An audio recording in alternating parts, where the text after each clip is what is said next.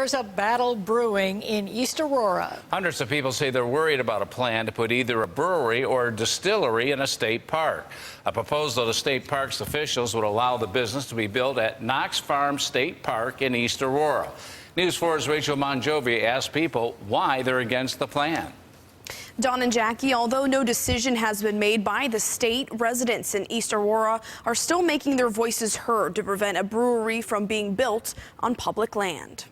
I really don't think it's a good idea. There's enough breweries. Hundreds of East Aurora residents are speaking out against a plan that would establish a brewery on over 80 acres of land in Knox Farm State Park. I'm not sure that I agree with a distillery or a brewery.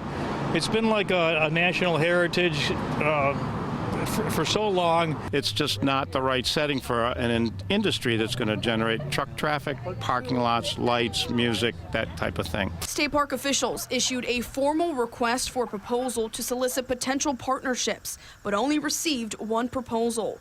That proposal came from the Ciolik family. The family tells News 4 Mackenzie's Hard Cider is not associated with this project. But still, this has residents petitioning against the proposal. Over 860 citizens signed the petition. I don't like the idea of my land, the public's land, being used for one guy to have his brewery when everyone else that's had a brewery has had to, buy their land, rent it, whatever they had to do with it. Some residents say they feel the state has left them in the dark. They say the feeling is all too familiar after officials wanted to close the park several years ago. It seems like now we have to save the park again from New York State, and we are nervous that they don't have our best interests at heart. In a written statement, state park officials said they are interested in revitalizing the historic barns and encourage equestrian or farm-based activities at Knox Farm State Park.